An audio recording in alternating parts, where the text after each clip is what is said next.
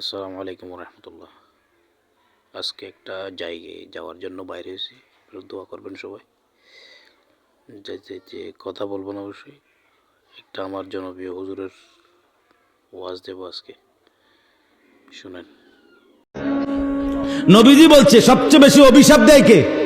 একারে আপন ফুত এবড়ির ফুত, এতে হয়তো ফ্যাঁকের মধ্যে শরীরটা বড়াই লাইছে, এ তারে গজব দিয়ে লাইছে জায়গা। তোর রূপে খোদার গজব পড়ুক, তুই এই মাত্র তোরে হাফ প্যান্টটা ফিন্দাই দিলাম, আয় হায় হায় মা তুমি কারে গজব দিলা, আর মারতো না কইয়া লাইছি।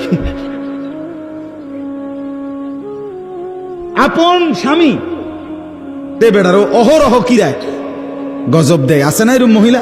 এবেল এবেল এবেল আপন স্বামী, স্বামীরে কেমনে লানত দেয়, সন্তানকে কিভাবে লানত দেয়, স্বামীর মাকে কিভাবে অভিশাপ দেয়।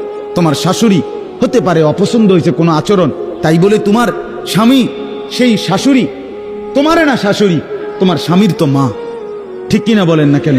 বেচারার জান্নাত তো তার মায়ের পায়ের নিচে, তুমি যে তারে সরাইয়া লাইলা, তুমি যে তারে আলগা করে লাইলা, এই বেচারা এই ছেলেটাকে, তোমার স্বামীটাকে তো তুমি চিরতরে জাহান্নামের দিকে টুকাই দিলে।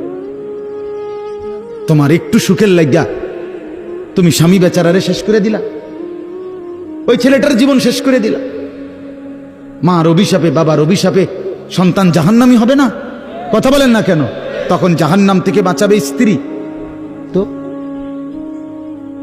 মার অভিশাপ যখন পড়বে তো স্ত্রী বাঁচাই দিবে না, বাবার অভিশাপ যখন পড়বে তো স্ত্রী বাঁচাই দিবে না?